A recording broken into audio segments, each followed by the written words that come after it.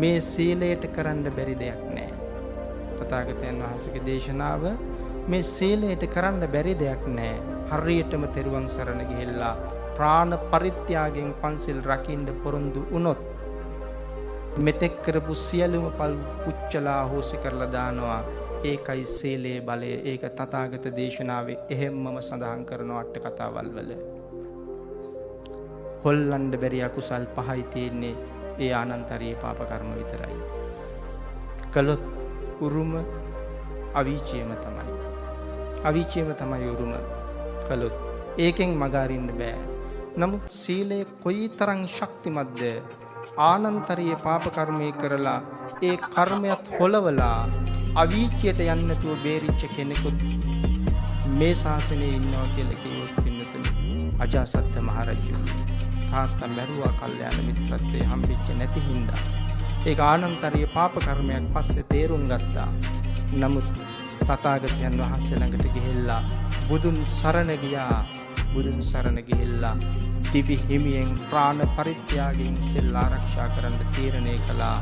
මේ ශාසනයේ අදත් බණ කියන්න මේ මහ පිංකම් කරන්න උන්වහන්සේගෙන් ලැබුණ ශක්තිය අසීමාන්තිකයි. මේ මහරජුරුවන්ගෙන් පළවෙනි ධර්ම සංගායනාව සිද්ධ කරන්න ජීවිතය පරදුවට තියලායි මහා කාශ්‍යප මහ රහතන් වහන්සේට ශක්තිය දුන්නේ.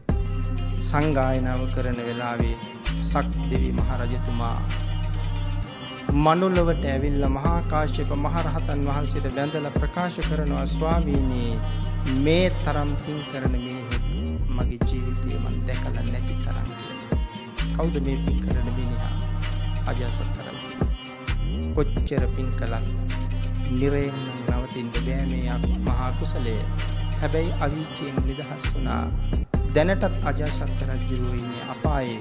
ඒ ඉන්නේ ලෝකුඹු මහනිරේ. අවීචයේ උපදින්නේ ආනන්තරීය පාප කර්මයක් කළොත් අසංඛ්‍ය 86,40,000ක් ආයුෂ. නමුත් ලෝකුඹු නිරේ අවුරුදු 60,000යි ආයුෂ. උණු වෙච්ච යකඩ තියෙන්නේ. මේ වෙනකොටත් මහරජතුමා පෙන දදා පැහැෙනවා මේ අපායේ. පතුල හොයන්න යනවා කකුල් දෙක උඩට, ඔළුව යටට පැහි. අවුරුදු 30,000ක් යනවා පතුල හොයාගන්න. තාමත් බුදු පියාණන් වහන්සේ පිරිනිවන් පාලා අවුරුදු 2559 නම් අජාසත් මහරජුරවන්ට ලෝකුඹු නිරේ පතුල හොයන්න තවත් අවුරුදු 27,000 ගණක් එහෙම්මම ඉතුරුයි. පතුලට ගිහිල්ලා හිස පතුලේ වැදුනහම හිස අනිත් පැත්තට හැරිලා කකුල් පහලට හැරිලා ගොඩට එන්න අවුරුදු 30,000යි.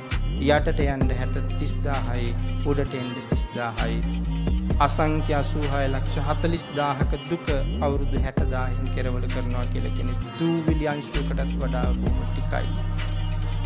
එහෙම ගොඩ ඇවිල්ලා මෛත්‍රී බුදු පියාණන් වහන්සේ පහළ වෙන්න කලින් උන්වහන්සේ පසේ බුදු වෙලා පිරිනවන් පානවා. සීලයකට පුළුවන් මේ මහා කර්මය නමුත් පොළවන්න. තථාගත සම්මා සම්බුද්ධ ශාසනයේ සීලය අත්‍යවශ්‍යමයි.